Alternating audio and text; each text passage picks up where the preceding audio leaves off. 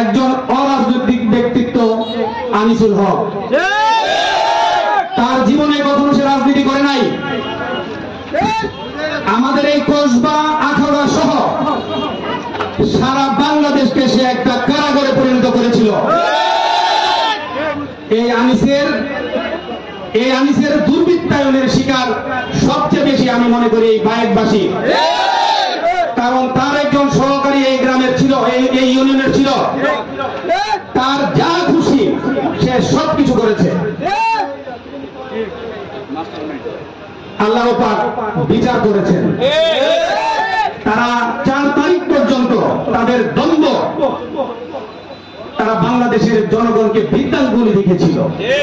ছাত্র জনতার সহস্রাধিক ছাত্র জনতার প্রাণের বিনিময়ে আমরা 5 তারিখ আল্লাহর রহমতে আপনাদের আবার স্বাধীন হয়েছি।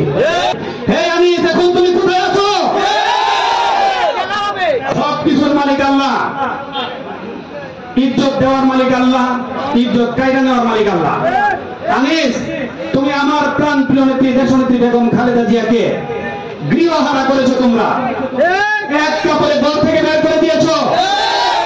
আর সারা বাংলাদেশে তুমি মুজিবের পূজা করার জন্য নির্দেশ দিয়েছো। আজকে কোথায় গেল তোমার মুজিব? কোথায় গেল তোমার 32 নম্বর বাড়ি?